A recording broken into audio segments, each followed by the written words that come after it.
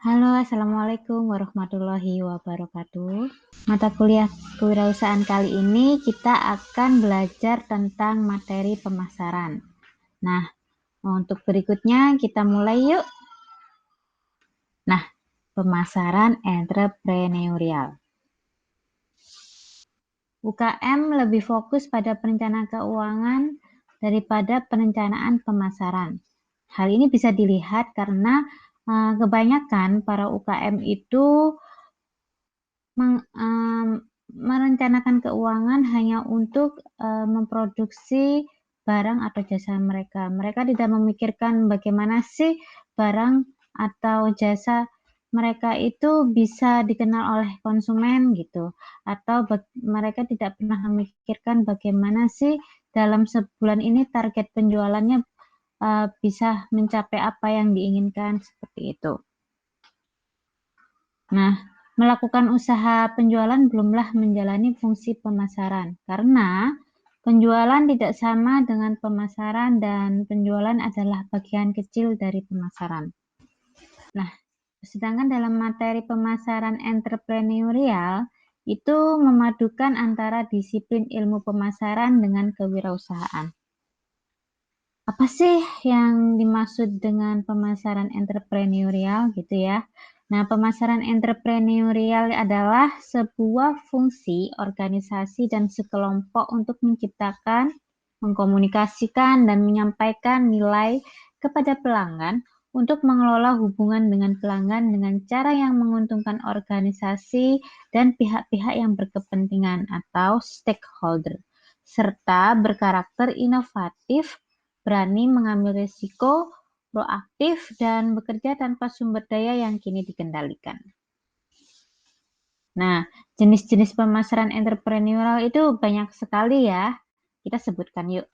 Yang pertama adalah guerrilla marketing atau bisa disebut sebagai pemasaran gerilya. Yang kedua, boost marketing. Yang ketiga, viral marketing. Nah, untuk yang pertama, guerrilla marketing itu adalah teknik pemasaran yang sangat tidak konvensional. Dan menariknya, anggarannya juga tidak besar, terus berpotensi interaktif, ditargetkan di tempat-tempat yang tidak terduga, dan menghasilkan dampak yang besar dan efektif. Guerrilla marketing ini dilakukan di media-media yang menjangkau banyak orang. Misalnya, berpromosi di tempat-tempat keramaian seperti stasiun kereta, terminal bus, pusat perbelanjaan, bandara, dan sebagainya. Nih, contoh ya. Nah, contoh dalam guerrilla marketing gitu ya. Di guerrilla marketing ini ada contoh namanya produk Nivea gitu ya. Nivea memasarkan produknya itu di tempat-tempat keramaian. Mungkin di tempat keramaian ini adalah mungkin di tempat, kalau dilihat dari backgroundnya, mungkin di tempat perpustakaan atau mungkin di tempat kafe dan lain sebagainya. Kemudian menggunakan fasilitas yang ada untuk memasarkan produk mereka. Ya, nah, kali ini Nivea memanfaatkan sofa duduk untuk memasarkan produk mereka. Ketika orang duduk di kursi biru tersebut, mereka akan melihat tulisan Nivea dan akan melihat gitu ya. Dan mungkin juga itu secara tidak langsung akan menjadi istilahnya menjadi pemasaran tidak langsung untuk mereka membeli produk Nivea tersebut. Kemudian ini ada salah satu lagi stadion ya. Jadi stadion sendiri tahu ya kalau itu adalah tempat pertandingan olahraga gitu ya. Nah, pertandingan itu bisa, kalau di dalam gambar ini dia pertandingan softball atau mungkin sepak bola kali ya. Tapi di lapangan itu mereka memanfaatkan lapangan sebagai pemasaran mereka. Nah, kalau di sini adalah pemasaran Game Boy ya. Game Boy atau alat-alat game ya untuk dipromosikan kepada orang yang melihat. Nah, tahu sendiri kan di stadion itu orangnya pasti banyak, dan pada mata pengunjung atau mata audiens yang berkunjung di stadion pasti akan melihat tertuju pada lapangan tersebut. Nah, kemudian ini ada di mall ya. Jadi di mall ini ada di lantainya, kalau kita lihat dari lantai atas ya, di lantai bawah itu ada lantai yang menggambarkan advertising mereka atau iklan dari produk frontline gitu ya. Nah, orang yang akan melihat langsung ke lantai bawah itu, dia secara tidak langsung terpapar oleh iklan produk mereka. Dan mungkin saja mereka ketika membaca itu akan apa ya, tertarik untuk membeli. Dan media ini sebenarnya media yang sangat baru atau mungkin bisa disebut sebagai dengan ambience media. Tuh. Nah, kemudian ada lagi dalam guerrilla marketing kita juga bisa melakukan kegiatan-kegiatan yang bisa mengundang atau menarik audiens. Salah satunya ya, atau beberapa salah satunya yaitu ada lakukan flash mob. Nah, maksudnya di sini adalah menyebarkan video melalui YouTube, tetapi hargai waktu follower dan jangan membuat video yang terlalu panjang jika dengan waktu yang singkat saja pesan dapat tersampaikan. Kemudian kita bisa juga membuat proses transaksi menjadi lebih mudah ya. Dengan cara bagaimana? Konsultasi gratis, seminar gratis, sampel produk gratis, video atau demonstrasi. Kemudian menyentuh kedua otak sekaligus, estetika dan diterima secara logika. Dan memperhatikan tren dan memprediksi masa depan, yaitu penggunaan media sosial dibandingkan penjualan secara door to door. Tuh. Nah, ini ada contoh lagi ya, kayak di salah satu uh, bandara ya, bandara di situ ada, kalau kalian tahu pernah ke bandara itu pasti di setiap ada spot-spot tertentu yang menampilkan iklan produk atau jasa yang ditampilkan gitu. Nah, ini salah satunya di bandara ini menampilkan iklan kamera Nikon gitu ya. Orang yang melihat pasti akan melihat secara tidak langsung melihat gambaran produk Nikon tersebut. Kemudian ada lagi media yang tidak biasanya untuk menampilkan produk mereka gitu ya. Salah satunya juga ini ada BIS.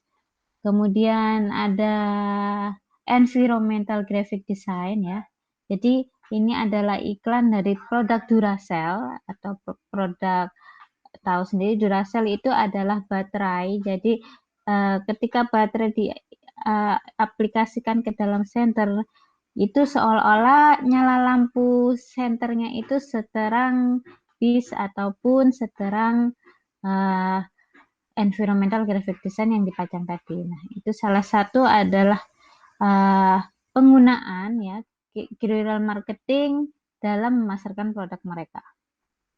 Kemudian ada produk Lipton ya, Lipton Tea itu sangat unik sekali gitu. Mereka memanfaatkan bag ya, jadi tas untuk dibawa gitu. Nah, mereka memanfaatkan hal itu untuk dipasang produk mereka. Jadi ketika orang membawa bag tersebut atau tas tersebut, orang-orang yang melihat pasti akan tertuju pada bag tersebut.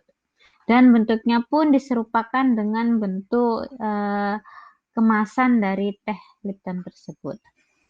Nah, guerrilla marketing saat ini telah merambah ke ranah online dan dikenal dengan istilah guerrilla digital marketing. Jadi sebelum-sebelumnya saya mengasih contoh itu lebih ke ranah offline. Tapi untuk era, apalagi di era pandemi gini ya, guerrilla marketing itu bisa merambah ke ranah online yang juga dikenal dengan guerrilla digital marketing. Nah, contohnya seperti kalian masih ingat nggak viral dari video Sinta Jojo Keong Racun atau Bribtu Norma yang suka gaya-gaya joget-joget India seperti itu. Nah, itu bisa untuk dimanfaatkan dengan mungkin dengan endorse atau apa seperti itu, sehingga orang yang melihat gaya mereka atau video mereka itu tertarik untuk membeli produk atau jasa tersebut. Kemudian ada boost marketing, gitu ya. Boost Nah, bus itu dalam bahasa Inggris di Indonesia artinya adalah dengung atau gaung. Namanya bus gitu. Nah, bus marketing merupakan bentuk baru dari komunikasi word of mouth sebagai reaksi atau tanggapan terhadap sebuah iklan. Yang kedua, bus marketing juga adalah upaya untuk menciptakan kondisi agar produk, jasa, atau layanan atau apapun yang di-launching menjadi perbincangan banyak orang. Itu sendiri ya, bus marketing. Kemudian, bus marketing ini bisa jadi pengiklan menginformasikan produk atau layanan mereka kepada beberapa orang pilihan mereka. Dengan harapan orang pilihan ini menjadi prospek dalam menyebarkan informasi tentang produk atau jasa kita. Jadi kayak beberapa orang pilihan mereka adalah mereka pasti akan memilih target audiens yang paling potensial untuk membantu produk mereka tersebarkan oleh si target audiens itu sendiri. Nanti saya akan kasih contohnya ya. Nah, bus marketing dengan memanfaatkan media sosial gitu. Perusahaan pengiklan pasti bekerja sama dengan para pengguna Instagram yang memiliki follower banyak, tapi memfollowing sedikit orang untuk membantu menyebarluaskan promo terbaru sebuah produk. Nah, kalian tahu kan, pasti kalau bermain sosial media salah satunya adalah Instagram, kalian pasti kenal istilah dengan selebgram. Nah, selebgram yang mempunyai follower yang paling banyak pasti akan diminati banyak perusahaan ya untuk memasarkan produk mereka gitu. Misalnya siapa ya? Misalnya Aurel Hermansyah, itu kan followernya pasti banyak kan ya. Nah, di Instagram pasti dia akan memasang atau memposting produk yang dia konsumsi dan belum tentu itu dikonsumsi oleh Aurel sendiri gitu. Dan pastinya itu merupakan adalah endorsement dari beberapa produk kepada Aurel gitu. Jadi ketika Aurel memasang posting iklan produk gitu ya, followers si Aurel pasti akan melihat gitu.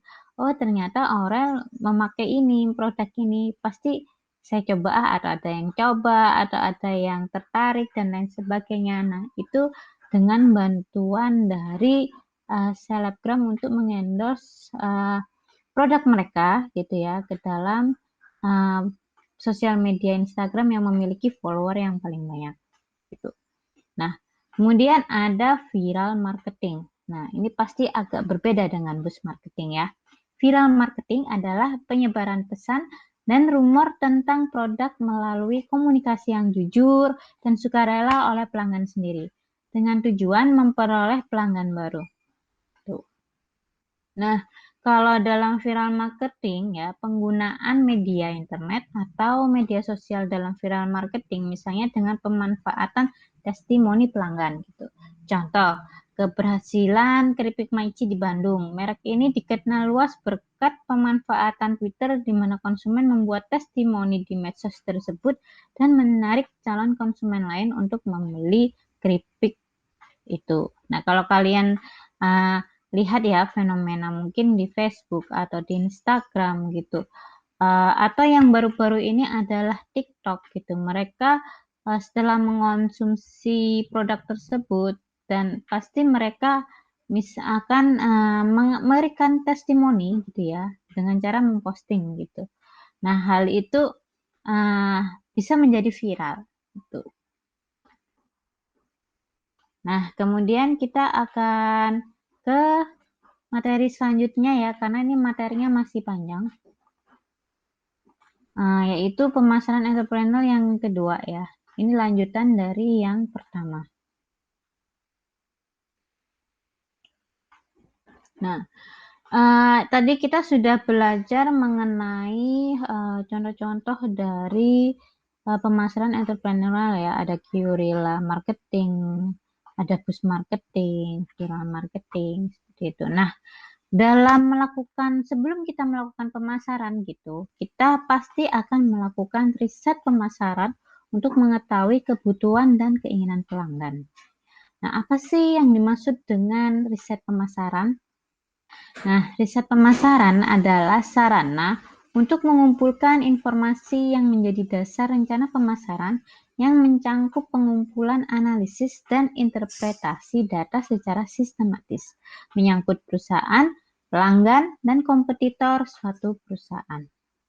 Informasi penting yang dapat diperoleh melalui riset pemasaran yaitu bisa profil pelanggan dan calon pelanggan, kebutuhan dan keinginan yang dicari, usia, pekerjaan, pendapatan, tempat tinggal, media promosi untuk menjangkau mereka, dan lain sebagainya. Nah, kesalahan yang kerap dilakukan oleh wirausaha adalah mereka sering beranggapan bahwa pasar sudah ada untuk produk yang akan mereka pasarkan. Nah, itu yang sering terjadi. Padahal belum tentu pasar itu sesuai dengan produk mereka. Maka dari itu mereka harus perlu melakukan riset pemasaran sebelum memasarkan produknya. Nah, riset pemasaran dapat menunjukkan apakah pasar yang dituju benar-benar eksis dan ukurannya memadai sebagai pasar yang menguntungkan. Ada saluran distribusi. Dalam perspektif makro, negara yang mengalami pertumbuhan ekonomi yang tinggi adalah negara yang sukses mengadopsi dan mengadaptasi teknologi untuk mempertahankan perkembangan ekonominya. Nah, ini contoh dari saluran distribusi. Ya, melalui internet kita bisa memasarkan produk kita melalui komunikasi dan promo, atau yang bisa disebut dengan email beruntun ya. Jadinya akhirnya kayak spam email gitu ya. Terus ada produk unggulan itu bisa melalui website. Terus ada video promosi, website atau blog, sosial media, transaksi elektronik, atau mungkin ide baru dan networking. Nah, pada saluran distribusi ini kita akan flashback sebentar ya. Jadi melalui kenapa kok era sekarang ini adalah melalui internet gitu ya. Karena kita tahu ya kalau pengembangan teknologi internet pada tahun 1990-an hingga kini telah mengubah tatanan dalam penerapan strategi distribusi di banyak perusahaan. Dulu yang sebelumnya belum ada internet, distribusi itu masih dalam hal offline atau mungkin dari satu pintu ke pintu yang lain secara manual. Sedangkan kalau secara internet kita bisa mendistribusikan produk dengan sangat cepat sekali dalam hitungan waktu gitu. Nah, aktivitas ini dinamakan e-commerce gitu ya, di mana perusahaan melalui website yang dimilikinya menawarkan transaksi atau memfasilitasi penjualan secara online. Dan penjualan secara online itu pun juga tidak hanya melalui website pribadi ya, tapi juga mungkin dengan marketplace. Untuk marketplace saat ini mungkin yang paling tren adalah Shopee dan Tokopedia. Ada Lazada, ada Bukalapak, Zalora, dan lain sebagainya. Nah, itu sangat membantu sekali untuk menjadi sebuah media penjualan produk ataupun jasanya seperti itu. Nah, ini ya untuk tatanan pemasaran saat ini gitu ya. Jadi kita tidak perlu capek-capek untuk kesana kemari, tapi dengan internet kita bisa mempercepat untuk menjangkau pasar yang lebih luas lagi. Nah, kalau di sini ada warehouse ya. Warehouse itu adalah kayak gudang atau tempat produksi. Kemudian ada pengiriman, dan pengiriman itu sampai ke customer. Terus dari customer itu juga mereka pesannya lewat e-commerce, terus memilih produk apa yang mereka inginkan, kemudian mentransfer item yang mereka belanjakan. Kemudian dari hal itu balik lagi si warehouse ini akan mengecek siapa yang membeli barang tersebut dan akan dikirim ke customer lagi. Seperti itu. Nah, keberadaan website itu sangat efektif ternyata karena untuk bersaing dengan perusahaan yang lebih besar, juga untuk menjangkau pasar pelanggan muda yang berpendapatan tinggi dan terdidik. Ini contoh ya Zalora. Nah, di Zalora ini ada produk-produk lebih ke produk fashion gitu, tapi dengan berbagai macam merek gitu. Nah, dalam website Zalora ini seorang konsumen akan bisa memilih produk apa yang dia inginkan atau brand apa yang dia inginkan. Kemudian ketika sudah memilih, mereka dapat membeli produk tersebut dengan cara memasukkan barang ke dalam item belanjaan dan men-check out untuk segera membayar. Ketika konsumen sudah selesai membayar, maka barang tersebut akan dicek oleh brand tersebut dan akan dikirim kepada konsumen tersebut. Nah, website yang berhasil bersifat mengundang, ya, persuasif mengundang. Jadi bukan memaksa gitu, dan mudah dinavigasi, interaktif, dan menawarkan nilai lebih kepada pemakainya.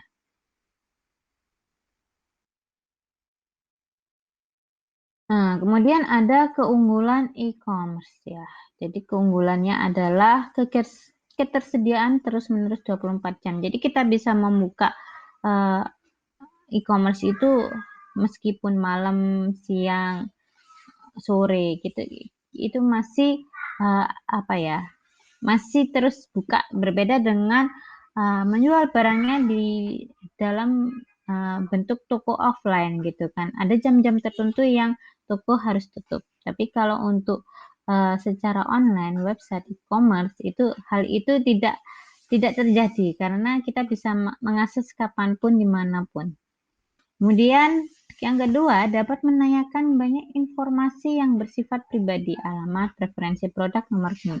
Jadi kita dapat karena di e-commerce sendiri pasti ada validitas chat dengan customer service-nya. Jadi kita bisa menanyakan informasi yang meskipun itu bersifat pribadi, kita dapat langsung menanyakan hal itu. Kemudian yang ketiga, menurunkan biaya transaksi penjualan ya, dan menghemat waktu dari para tenaga penjual. Kemudian ada menyediakan informasi secara online, menggunakan invoice secara elektronik, menyelesaikan perselisihan, memperoleh supplier yang dapat memberikan harga terbaik, pertukaran informasi dengan supplier, membeli peralatan online bekas, merekrut karyawan, melakukan riset dan pelatihan melalui internet. Dan hal itu sangat mudah untuk dilakukan secara online. Nah, tetapi masih ada kekurangan dalam e-commerce. Yang pertama, pasti adalah aspek keamanan. Gitu. Karena di aspek keamanan sendiri, ketika kita lupa password atau mungkin ketika akun kita dibajak dan lain sebagainya, itu akan menyusahkan kita untuk merecovery kembali. Gitu. Nah, itu harus diperhatikan lagi ketika membuat akun adalah memikirkan password yang susah susah untuk ditebak gitu ya, dan susah untuk dilakukan oleh orang lain. Nah, makanya dari itu ketika kita melakukan pembelian penjual beli dalam e-commerce, kita harus memperhatikan aspek keamanan. Yang kedua adalah aspek privasi. Kenapa? Karena privasi memungkinkan pasti data yang kita tulis di dalam e-commerce itu bisa digunakan oleh pihak e-commerce untuk melakukan data atau melakukan apapun tuh, mengirim promosi melalui data kita dan lain sebagainya gitu ya. Makanya dari itu aspek keamanan dan aspek privasi harus sangat-sangat diperhatikan. Maka berikan keyakinan kepada pelanggan ya. Nah, karena kekurangan e-commerce adalah aspek keamanan dan aspek privasi, maka berikan keyakinan pada pelanggan bahwa data yang mereka input dalam situs akan digunakan secara sah dan etis oleh perusahaan.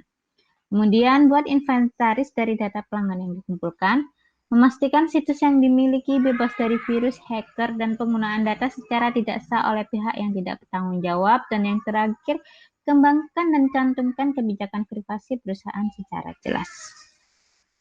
Oke, sampai di sini dulu. Mungkin ada yang mau dipertanyakan dalam pemasaran entrepreneurial ini. Kalian bisa komen ataupun DM saya di ailena.tkv@upnjatim.ac.id.